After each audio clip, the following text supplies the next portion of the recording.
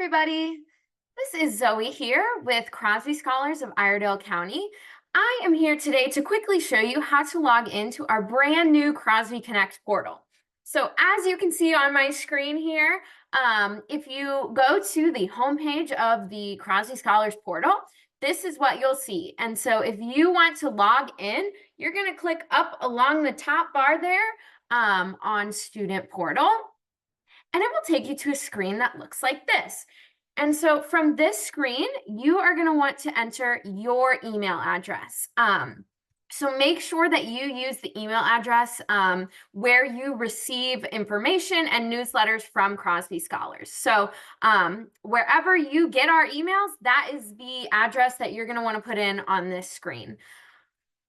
So I'm going to go ahead and enter my email here to show you an example. And the cool thing about this is that students and parents each have their own login. So parents, if you are getting emails from us at Crosby Scholars, that means that you have your own login to this portal.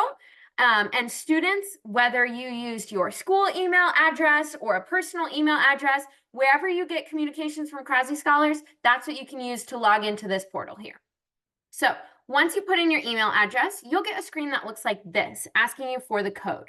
So you'll need to go back to your email inbox and click to the screen that you'll get an email that looks like this. So it'll come from login verification at Crosby Scholars, and you'll get a code. So you can just copy and paste that code right over here into the login screen.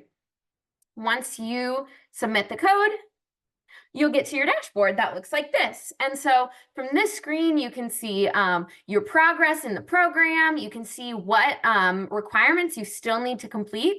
And you can do a lot of other awesome things. So that'll be another video of all the cool functions of our portal. But I hope this is helpful in how to log into CrosbyConnect.